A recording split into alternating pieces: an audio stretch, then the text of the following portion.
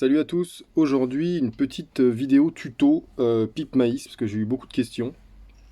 Là j'ai pris une pipe maïs Missouri Meerschaum, mais j'aurais pu prendre une maïs chinoise ou autre, on s'en fiche un petit peu.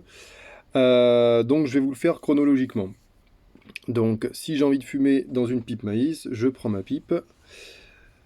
On commence par un coup de chenillette, je sais pas si elle a été bien stockée, etc. Je dépasse pas trop. Où est-ce qu'il est le truc?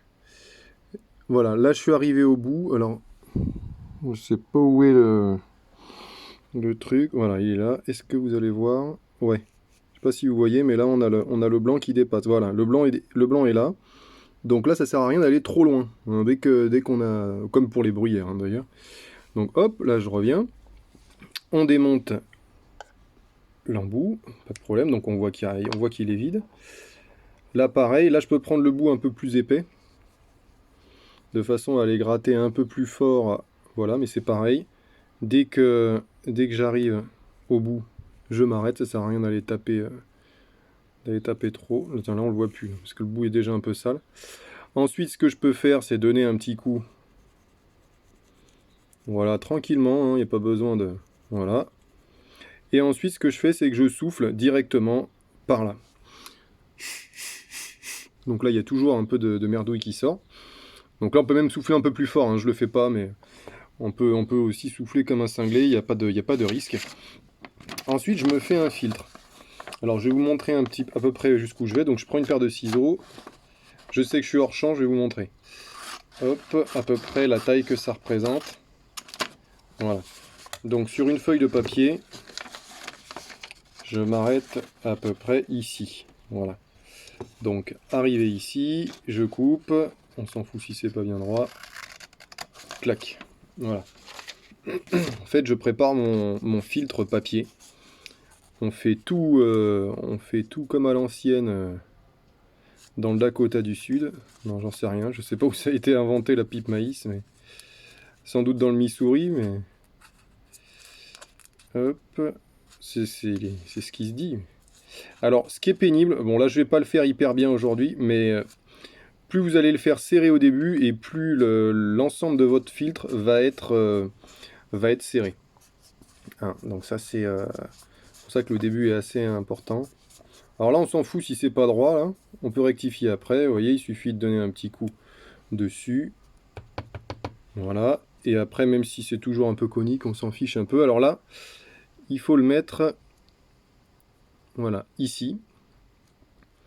Voilà, on va le laisser reprendre sa forme un peu plus, hein, il va se... Voilà. La longueur est pas mal, je trouve.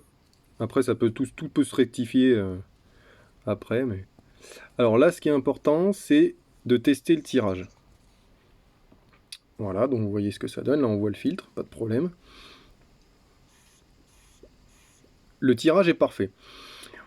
Si c'est pas le cas, si le tirage n'est pas parfait, de toute façon, je vais pas fumer là dans cette vidéo, donc on s'en fiche.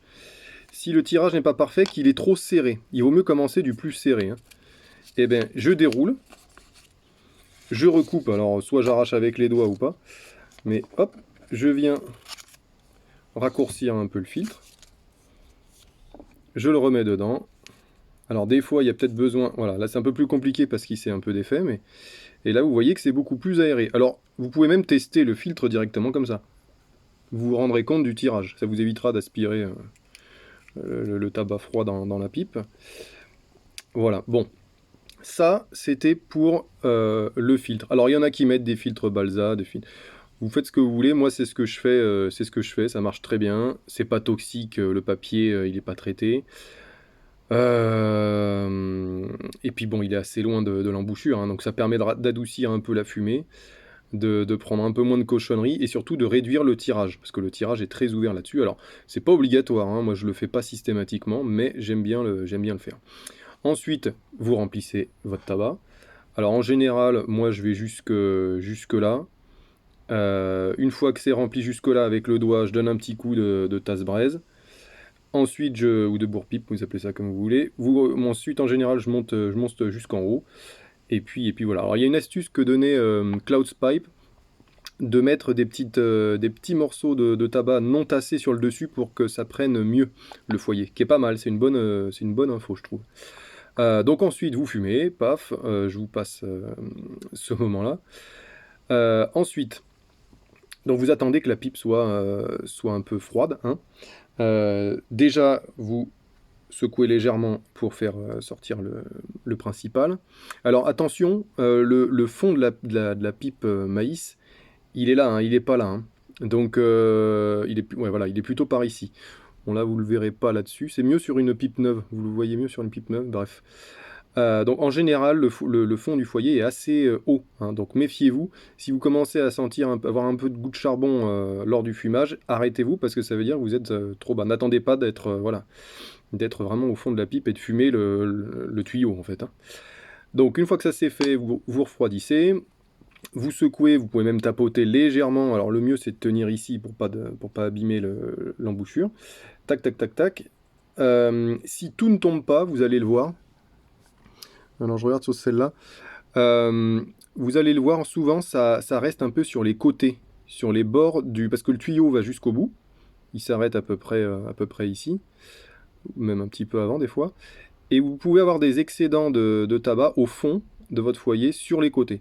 Donc c'est là qu'il va falloir aller un petit peu chercher si vous avez des brins non fumés ou des choses comme ça sur les côtés. Mais n'allez pas gratter, hein. Bon là je le fais avec ça, mais vous pouvez le faire même avec une chenillette, hein. Ça c'est pas un problème. Moi ce que je vous conseille surtout, donc vous démontez à la fin du fumage, après avoir tapoté, on vire le filtre qui sera voilà, c'est fait pour une fois, hein, vaut mieux le faire à chaque fois.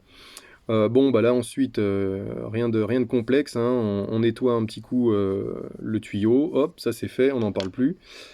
Ensuite ici, même chose, on y va avec le bout le plus gros si possible.